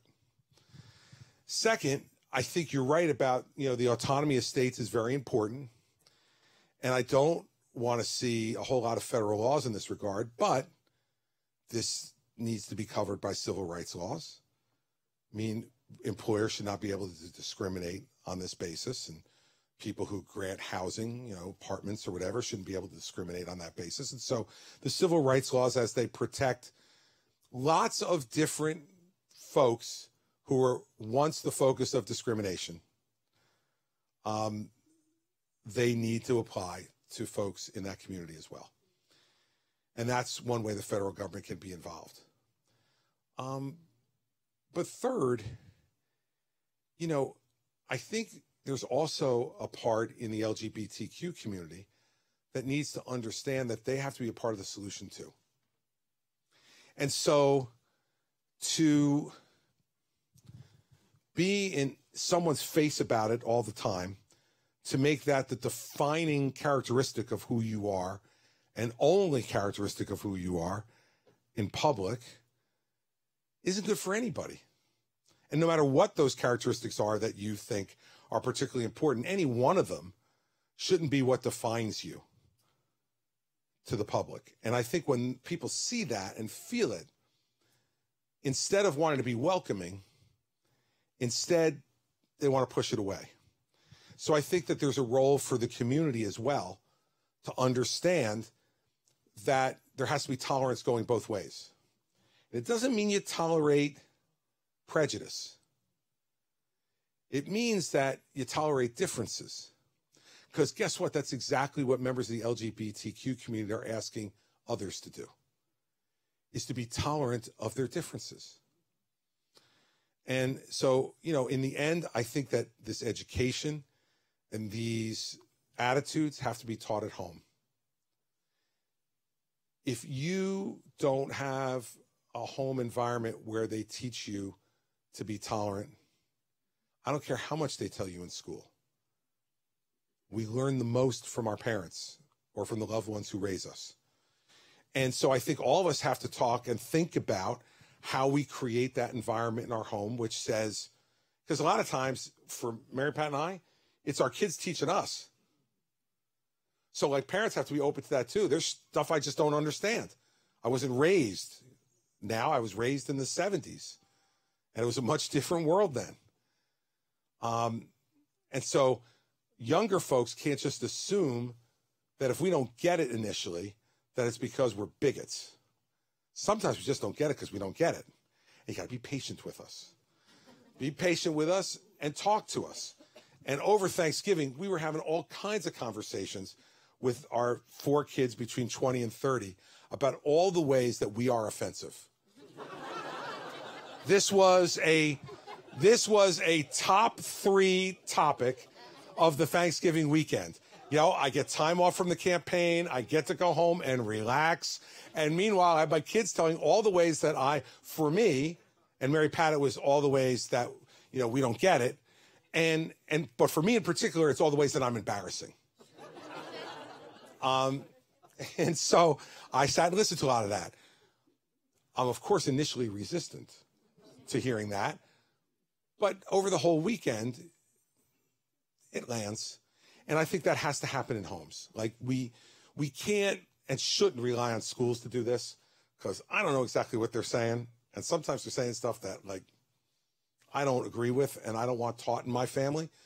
But if you want to take that attitude, then you have to take the responsibility in your house for teaching it yourself. You can't say, I'm not doing anything and I don't want you to do anything either. Well, that's not acceptable. And I think that's the way to do it. And I think if we do that, we've done pretty well in this country, not universally well, but pretty well in making folks who look, sound, act differently, ultimately feel like Americans. And that's not the same all over the world, hardly. But, you know, I remember like those stories that I was telling you about my grandfather. Like, you know, he told me stories about, you know, when they first came to New York and New Jersey that, and his father was going around to get work. They had signs on doors of some construction companies that said, no WAPs need apply. Right? So, like, they had their moment of intolerance. The Irish had their moments of intolerance. And you go through all of the different ethnicities and religions. And the one thing I would add, given what's going on in the world right now, we all have to speak out against stuff that's founded in hate. We all do. Ignorance is not an excuse for hate. And when I see some of the anti-Semitic activity that's going on, especially on college campuses around this country, we all should be worried about that because, you know, tonight it's Jewish Americans who are scared, but you don't know who it could be next. And next it could be you. And if we don't stand up against that kind of hate, then we can't expect that when it comes to be our time in the barrel, that they're going to stand up for us. So I think we have a really important moment right now in this country. And this is why when I said in the beginning about, you know, all the division and the hate that's been caused by the language that gets used by leaders, it's got to stop. We have to stop as leaders speaking that way, or if we're not doing it, but others are, we need to call them out. And that's part of what I'm doing. So it's a really good question. And this thing will continue to evolve. It will continue to evolve. But what we need to do is to make sure that we start in our own homes by educating people about why folks feel the way they do, and then preach intolerance, because it's really important. That's a good question. Thank you. Yes, sir, right there. Thank you. I own a small manufacturing company. Earlier this week, we got our quote for health insurance for next year went up 14%. Mm-hmm. So we're paying more and more for less and less. We have probably the most inefficient and ineffective healthcare system of any developed country in the world. What do you want to do about it? Well, let me go through the premises of your question to make sure that I let you know where I agree with you and where I don't. Okay. I don't think we have the most ineffective healthcare system in the world, and my proof of that is that people from all over the world come here to get treated because we have some of the best treatments available any place in the world. I thought you said ineffective. All right, well, inefficient we are. That one I'll give you. Look, I believe in the private sector, but I don't believe in a completely unbridled private sector. And what this unbridled private sector in the healthcare industry has caused is the creation of these things called pharmacy benefit managers. So let's use them as an example of inefficiency and cost.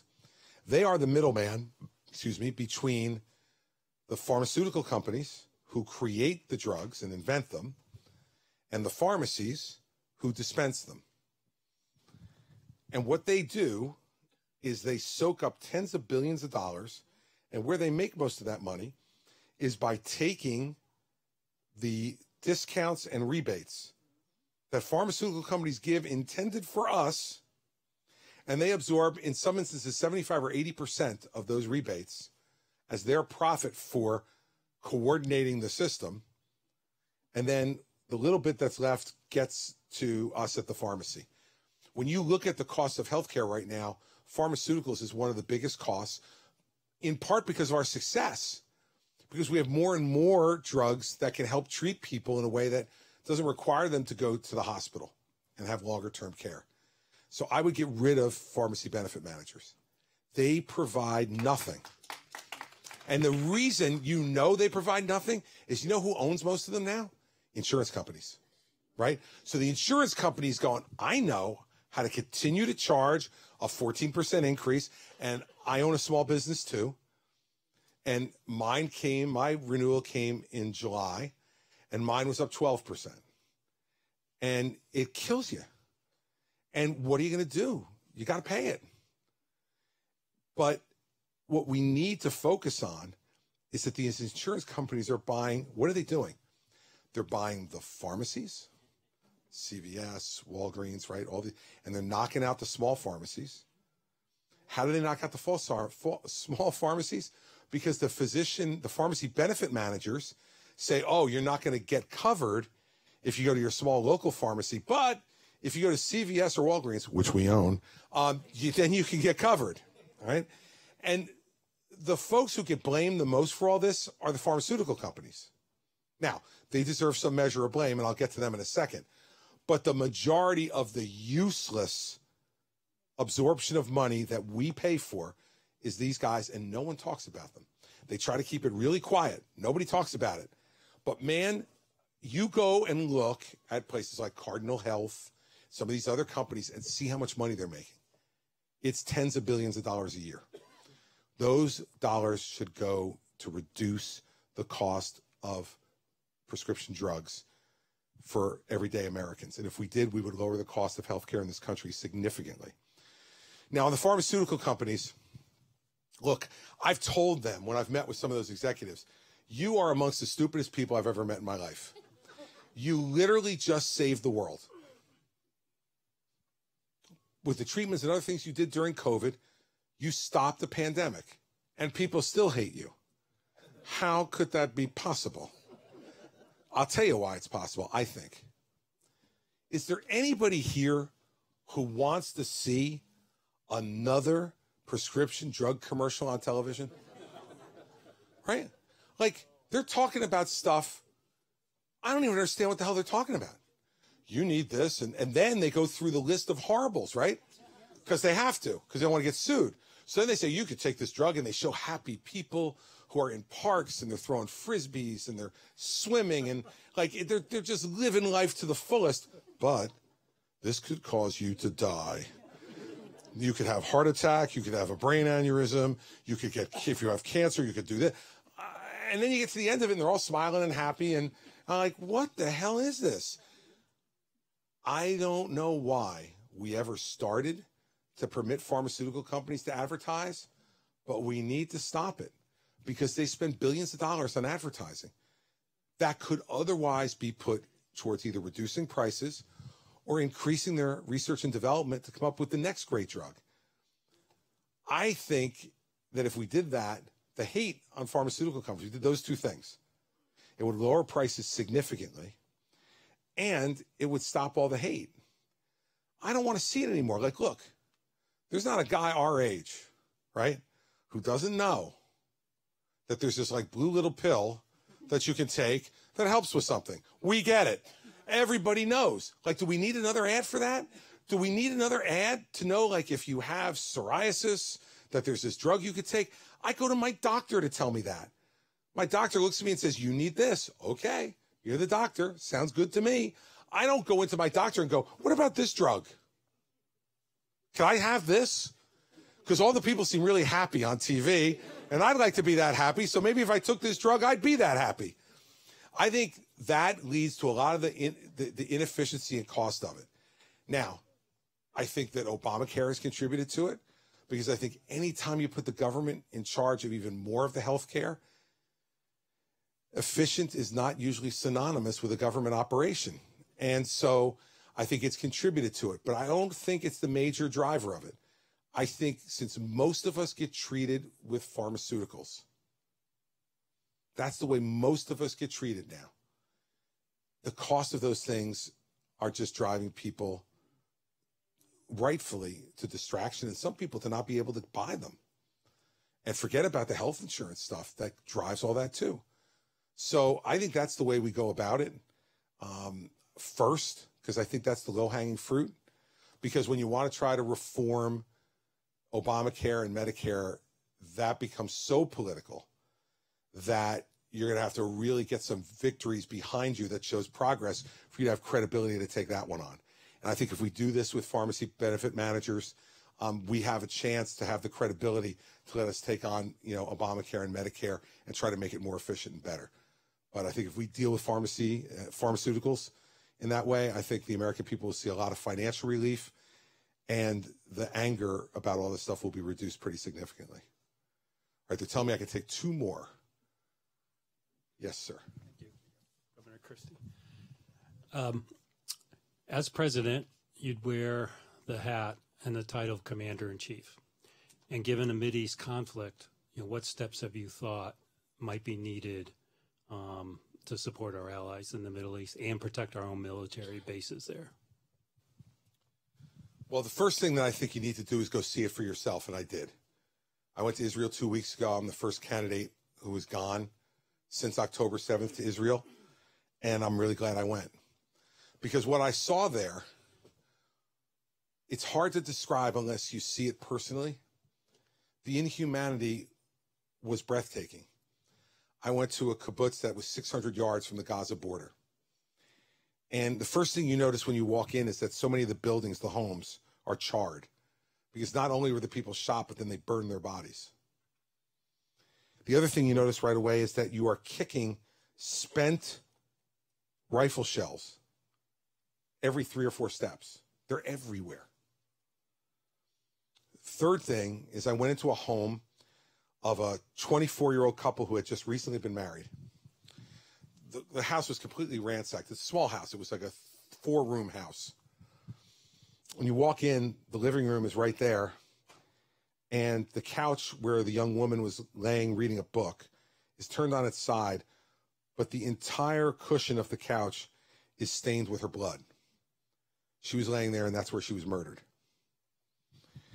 You then look back towards the door of their bedroom, and the entire wood floor near that door is stained with blood of the husband, who, when he heard the terrorists come in, came to try to protect his wife, and he was killed in the doorway of their bedroom.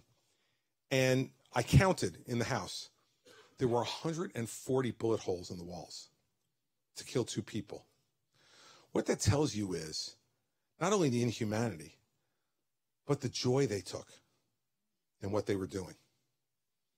So first you need to see it and understand it, because you can't understand how the Israeli people are feeling right now unless you go into their neighborhood and see what was done to them by Hamas.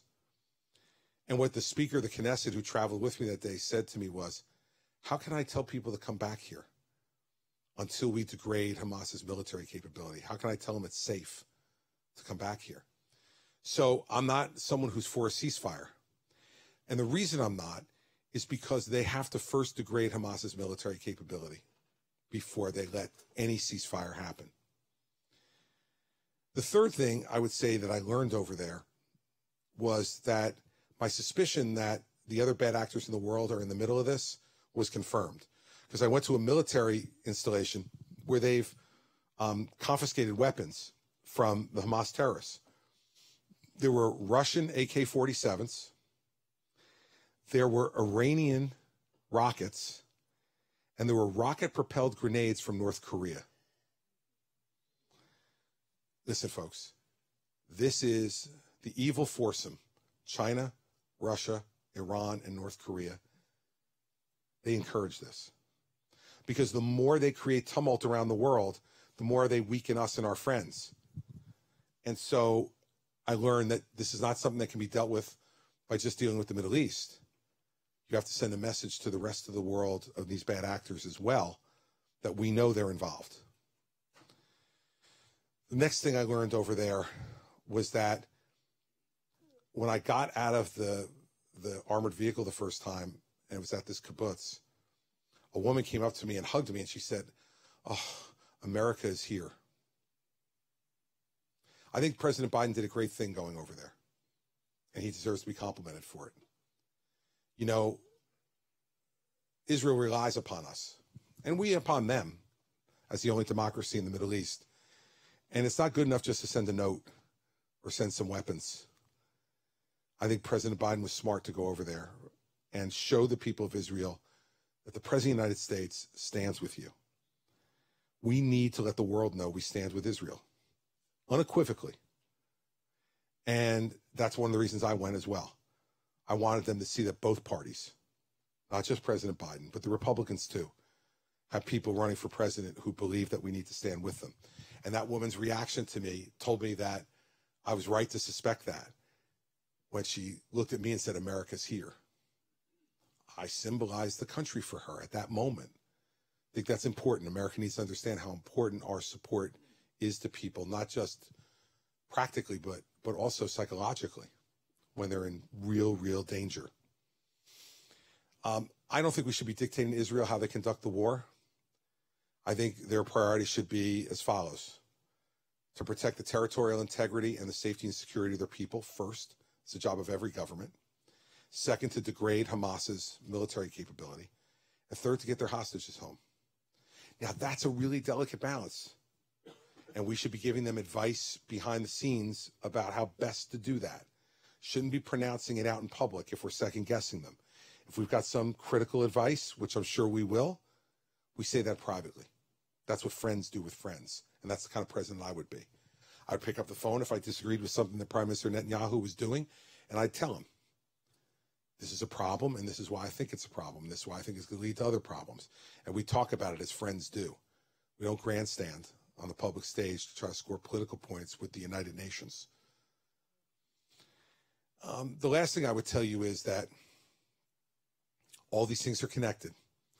America is being tested by the Chinese and the Russians in Ukraine, by the Chinese, the Russians, the North Koreans, and the Iranians in the Middle East. And who knows what's going to come next? This is a moment where we're being tested. And what we need is a president who understands that and won't overreact, but will make sure that these folks understand that attacks on America's friends will not be tolerated, and that we will support those friends in whatever way we need to, that we think is most effective, to be able to send the message very clearly back to them so that they realize if they're looking at Taiwan, that the juice isn't worth the squeeze. Don't do it. Don't test us any further.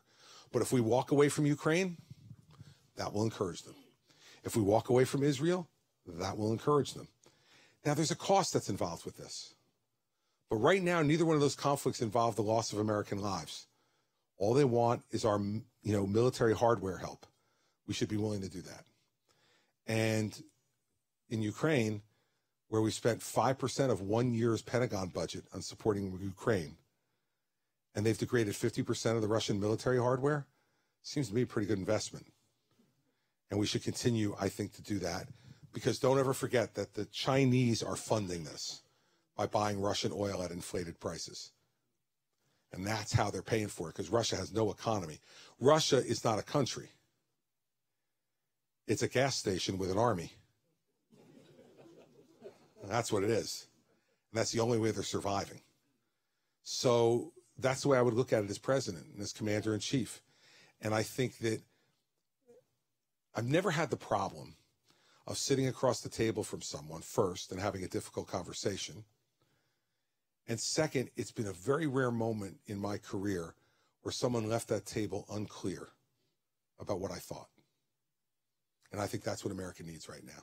Strength that is direct and clear and honest, but also strength that shows you're willing to talk. Because ignoring the world, America alone, is not going to end the problems. What it will cause is those problems to come right here. And 9/11 proved to us that we're not an island, and we're not immune from attack. So we need to be conscious of that. Thank you. All right, last question. Yes, ma'am. Here you go, and he's going to bring you a microphone. I just want to say thank you for being fearless in your not you just go through all the minutia and you tell it like it is. I'm an independent right up until tonight. And I have to say, thank you. What warmed my heart was when you said the third thing is that you interjected God, because in God we trust. I've taught for 36 years, and I worked until I was 76. I would bump it up when you said you're 61, 20 years, bump it up to 30. I hope so. Just got engaged. And all right. I'm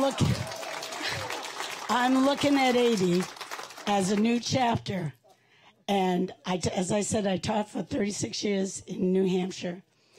And I've seen the degrading of our students not paying attention to what our flag means. And to take God out of the equation is such a mistake. and to have you say, "In God we trust," and that you would pray. Because in my day, having a moral compass was important. You worked hard and you achieved the American dream. And I've seen the good in our students, and they are wonderful. We've never taught better than we are today with the advent of the computer. But it comes down to parents working with the teachers and the government. I have to say, I have owned a gun, 44 Magnum, for 45 years. Married for 46 years to a Marine that got misty-eyed every time he saluted the flag. And nobody's going to come into my house to harm me or my family. They're going to have to go over a dead hand with wrapped around a gun. It's not the gun. It's not the gun that kills people. It is the crazies that are allowed to own a gun.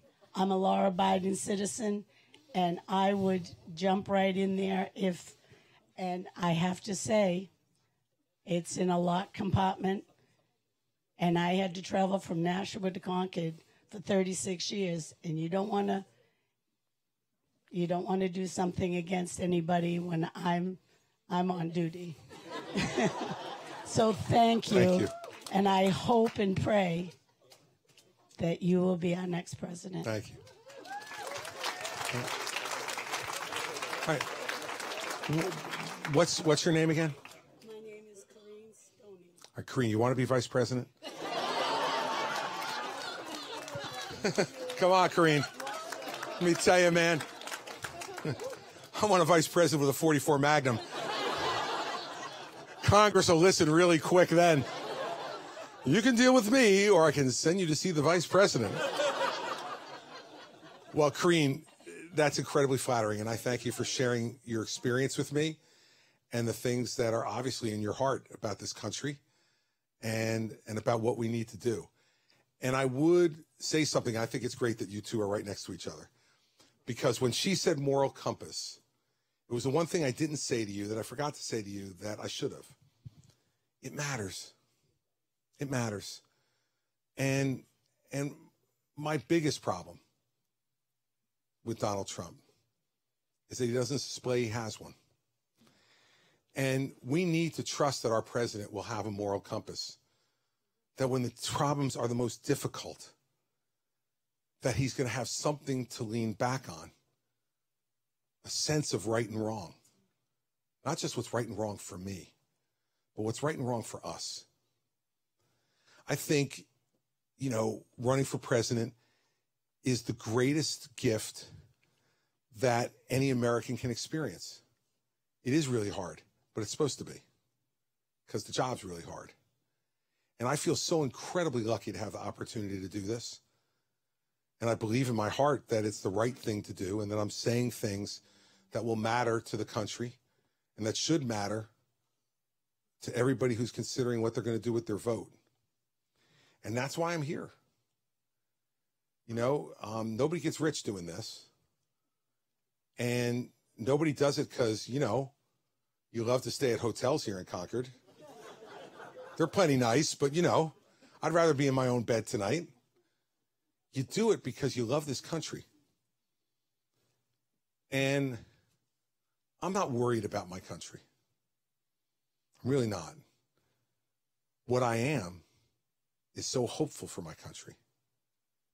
Nobody in the world has an opportunity to be greater than us because of the gifts we've been given by all the people that came before us and what they did to make this country great. And look, a lot of ways I could end this, but I will end it in a way that will drive my campaign manager crazy. I want you to remember this, that sense of the people who have come before us really matters. We have an obligation to everybody who sacrificed before us not to take this for granted. Ronald Reagan used to say, you know, freedom is just one generation away from being extinct. And he's right. And John Adams, who I think was the greatest of our founders, and not just because, you know, he was supposed to be cranky and slightly overweight, although I think those are really great attributes for a leader. And I think you should consider that very, very strongly. But Adams, when he was nearing the end of his life and America was getting ready for its 50th anniversary in 1826, said he was worried about the country because he felt we were getting too political and too divided.